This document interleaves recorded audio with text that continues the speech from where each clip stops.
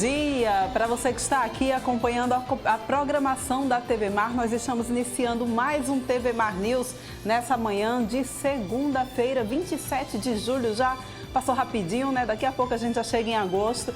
Para você que está aí acompanhando a nossa programação, precisa sair de casa, mas não quer perder aqui o TV Mar News, não tem problema algum. É só você baixar o aplicativo da TV Mar no teu celular e você vai ter toda a nossa programação aqui, ó, na palma da tua mão. Nós também estamos passando ao vivo lá no portal Gazeta Web. Você já sabe, então, como é que faz para acessar www.gazetaweb.com e você vai poder ficar por dentro de toda a nossa programação ao vivo, além, é claro, também de poder ficar muito bem informado sobre tudo o que acontece aqui no nosso estado, no país e no mundo inteiro. E vale a gente lembrar também que nós estamos presentes nas redes sociais. Segue a gente lá no Instagram, também no Facebook, acompanhe a gente lá no nosso canal do YouTube, onde você vai poder ver e rever as nossas matérias, entrevistas, programas e matérias especiais também. E a gente inicia a nossa manhã sempre lembrando que o TV Mar News é um oferecimento do Plano de Saúde Apivida, aquele plano de saúde completo, com cobertura odontológica, ó, e que cabe muito bem no teu bolso.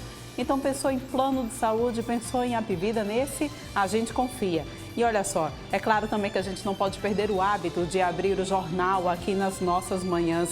Então vamos acessando lá, abrindo o jornal de maneira digital agora, www.gazetadealagoas.com, e a gente vai conferindo quais foram os principais destaques desse final de semana aí no jornal Gazeta de Alagoas. Bairros condenados, incerteza sobre indenização apavora moradores afetados por mineração. Número diário de novos infectados por Covid-19 sobe para 419% em 4 dias aqui em Alagoas. Casos confirmados por dia pularam de 228 no dia 20 para 1.184 nessa sexta-feira. Alagoas registra mais 14 mortes. E a gente tem aqui mais destaques também. Baixa testagem coloca em xeque a estabilização da pandemia em Alagoas e setores da economia recuperam parte da clientela após a retomada. Esses e outros destaques vocês puderam conferir aí então na Gazeta de Alagoas, e se vocês quiserem rever também é só acessar www.gazetadealagoas.com.br, tá bom? E a gente segue ainda falando também sobre a situação da Braskem. Proprietários dos imóveis nos bairros do Pinheiro, Bom Parto, Mutange e Bebedouro temem calote da Braskem. A gente vai ver isso a partir de agora na análise do jornalista Arnaldo Ferreira. Vamos acompanhar.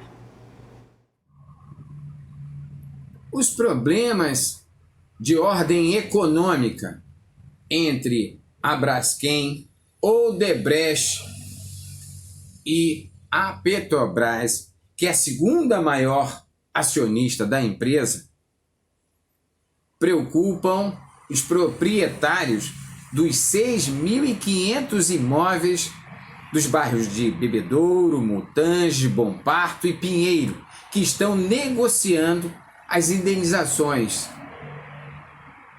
Eles estão tendo que sair de suas casas porque os problemas geológicos nos poços e minas de extração de salgema os obrigaram. E agora todos estão com medo de um calote, porque as negociações começaram a caminhar lentamente e eles temem que falte dinheiro para indenizar a todos. Sobre isto, o Ministério Público Federal tranquilizou. Eu recebi um documento da assessoria de comunicação, aonde a força-tarefa garante que acompanha as negociações, participa de reuniões, atualmente já foram realizadas 16, algumas delas virtuais em função do coronavírus, e assegura que não vai faltar dinheiro e que essas indenizações têm que ser concluídas segundo o acordo que foi homologado em prazo de até 2 anos. Criaram um problema, agora vão ter que pagar a justa indenização a cada um dos proprietários de imóveis. Além do Ministério Público Federal, o Ministério Público Estadual, a Defensoria Pública Federal e Estadual e o mais importante, o Conselho Nacional de Justiça, todos esses órgãos acompanham tudo bem de perto. A empresa, por sua vez, emitiu nota, e eu recebi essa nota, está no Jornal Gazeta deste final de semana, garantindo que os 4.500 proprietários da primeira leva têm assegurado 1.700.000.000 para indenizações e reparos dos danos. Agora, para essa segunda leva, a empresa provisionou, quer dizer, reservou mais 1.600.000.000 também para indenizações. E se houver novas unidades habitacionais inclusas, como isto vai acontecer, porque a terra está se movimentando naquela região das minas e dos poços da Braskem, a empresa garante que também há recursos e que a empresa não vai quebrar. É o que a justiça espera e os moradores também.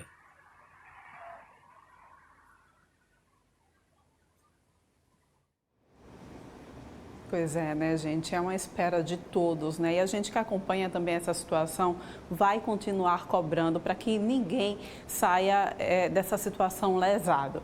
E olha só, a gente agora vai acompanhar um programa bem bacana que fala sobre o combate do câncer de mama. A gente vai acompanhar a partir de agora na matéria de Fernando Palmeira. Em meio às graves consequências da pandemia do coronavírus, instituições que cuidam da saúde da mulher, como a ONG, a Organização Não Governamental Mama Renascer, está passando por muitas dificuldades. Mesmo assim, enfrentando todos esses problemas, resolveu abrir as portas para continuar atendendo as mulheres diagnosticadas com câncer de mama ou outro tipo de câncer. Vamos conversar com a presidente da entidade, Nádia Reis, que nos fala sobre essas dificuldades, como vem atravessando e essa iniciativa de reabrir as portas e recomeçar esse trabalho de atendimento a essas mulheres. Pois é, enfrentamos 4 meses de muitas dificuldades, com as portas totalmente fechadas, e nesse período foi muito difícil porque paralisamos as nossas doações, né? E ficou muito complicado. Mas graças a Deus, a semana passada nós conseguimos reabrir após o decreto do governador, e aí não estamos ainda trabalhando com os nossos trabalhos, as nossas atividades em grupo, porque também não é permitido. Estamos com toda a segurança, só com a parte do brechó reaberta. Voltamos a fazer as doações das nossas cestas básicas, graças à população que atendeu o nosso pedido via as mídias sociais e via também a televisão, os pedidos que fizemos. E aí as pessoas começaram a doar alimentos e retornamos também com esse atendimento. E também já recebemos lá na nossa ONG mulheres que estavam com suspeita, quer dizer, que desconfiavam, sentiram um nódulo e nos procuraram e realmente já encaminhamos para consulta e exames, e os exames já diagnosticaram, e aí agora vamos encaminhar o tratamento. Existem os que ajudam, existem os vândalos.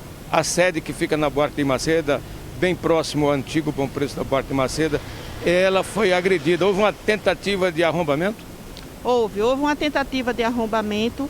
Eles tentaram subir pelo telhado e aí danificaram várias telhas, né? E com isso, com as chuvas, essa água que desceu para a laje, infiltrou e acabou com o nosso teto da nossa sala de reuniões. O reboco caiu todo. Roubaram também, quebraram o cano de água. Roubaram o registro de água da Casal, né? Tivemos que repor e gastamos bastante com isso, não esperávamos, e já estamos com quase tudo pronto. Nádia, a ausência da mulher diagnosticada com câncer de mama foi sentida inclusive nas clínicas. Com o fechamento temporário da Mama Renascer, essas mulheres tiveram mais dificuldade ainda de ter acesso à assistência médica, né? Exatamente, muita dificuldade, né? Diminuiu muito o número da procura. A gente acredita que após essa reabertura vai haver assim um boom de casos, não só de câncer de mama, mas de todo tipo de câncer. Porque muitas pessoas que estavam ou estão com desconfiança ou estavam em acompanhamento oncológico. Muitas dessas pessoas estão com medo de procurar assistência, às vezes procura e não encontra, né? E tem toda essa situação muito difícil e esperamos que isso seja resolvido, né? E a gente faz um apelo às clínicas oncológicas, né? Para que atendam, para que as cirurgias voltem o mais breve possível. As cirurgias estão paradas, câncer não dá para esperar, câncer não espera, né? Tumor não espera, precisa de tratamento. Muitas vezes esse tratamento tem que iniciar com a cirurgia e as cirurgias estão paradas. Como está a programação do Mama Renascer a partir de agora com o brechó e essa recepção, a atenção a essas mulheres? Olha, nós continuaremos fazendo esse acolhimento. Desde a semana passada estamos fazendo esse acolhimento a essas mulheres. Então a gente faz um apelo. Se você tem alguma dúvida, se você fez o autoexame, sentiu alguma coisa, procurou ajuda no seu posto de saúde do seu bairro, não encontrou, procura a Mama Renascer que a gente tem como ajudar vocês. Aí essa grande oportunidade, essa informação que a gente passa, a Mama Renascer, a tempestade gradativamente vai passando, vai passar, mas ela já está aí de portas abertas para o brechó, tanto para as doações como para as pessoas que vão adquirir para participar e colaborar com a Mama Renascer, essa ONG, essa ONG, essa organização não governamental, que tem um trabalho importantíssimo desde o momento do início, no diagnóstico, ao tratamento e acompanhamento de mulheres, principalmente mulheres com câncer, mulheres carentes. Com as imagens de Chico Nogueira, Fernando Palmeira para a TV Mar da organização Arnon de Melo, no canal 25 da NET. Pois é, né, gente? Olha só, a gente agora vai falar sobre as mudanças que o isolamento social vem causando na sociedade. E uma dessas mudanças foi revelada, inclusive, pela Pesquisa Nacional por Amostra de Domicílio Covid, a PNAD Covid, que foi divulgada na semana passada pelo IBGE. Essa pesquisa mostrou que 522 mil alagoanos deixaram de procurar trabalho em junho. E a gente conversa nesse momento com Alcides Tenório Júnior, chefe do IBGE aqui em Alagoas, que vai nos passar mais alguns detalhes. Bom dia para você, Alcides, tudo bem? Bom dia para todos, como vão? Então, Alcides, primeiro explica para a gente o que é o PNAD Covid. O PNAD já é realizado anualmente, mas por que ele agora está levando esse nome com ele, PNAD Covid? Isso. Bom, ela se trata, na verdade, de uma outra pesquisa que tem fundamentos parecidos, mas que tem uma outra concepção. A ideia dessa pesquisa é procurar informações sobre o mercado de trabalho, sobre a renda das pessoas, mas também buscar algumas informações sobre sintomas relacionados às síndromes gripais. Daí o nome PNAD Covid. E a outra ideia é que possa trazer informações mais instantâneas para a sociedade. Então, ela traz informações semanais para o Brasil e traz informações mensais para cada estado. É uma pesquisa, então, também realizada, né, com o apoio do Ministério da Saúde. Isso, exatamente. Existe um convênio com o Ministério da Saúde, né, e esse é um dos outros motivos para que nós tenhamos denominado de PNAD Covid.